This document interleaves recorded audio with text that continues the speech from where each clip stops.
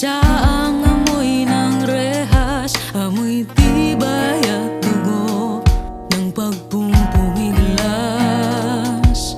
Likas sa mga babaeng nabuhay sa pagalpas, mula sa gabing hindi bawi, mga palad na matitigas.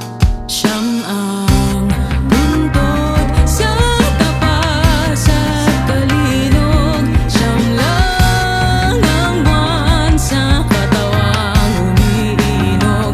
Kahit sa tsismisan ng mga kapret maligno, ang ilog ay ilog, bukid man ay nahuhubog. Alas anuman inerya, luha sa asfalto, sa punda, babayan kapag sasabi kung ilan at kung sino sila.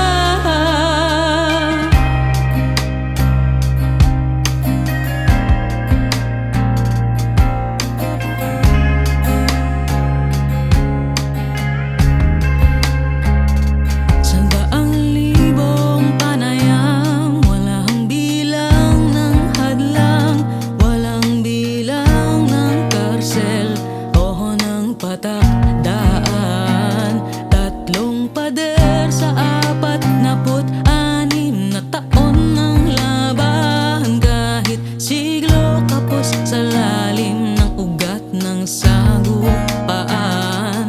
Siyang ang buntod sa tapas at kalinog, siyang lang ang buwan sa katawang umiinog. Kahit ilang pang Marcos ang mabulok sa Malacanang, ang ilog ay ilog sa araw o sa ulan. Anong hugis ng tulang kinaladkad sa lagim? Anong kulay ng teatrong malamig na gatilyo ang gumalabit? Ano ang karaniwang babae? Walang ipinaghihiganti. Alas anuman inerya, luha sa asfalto, sa punda, babae ang makapagsasabi kung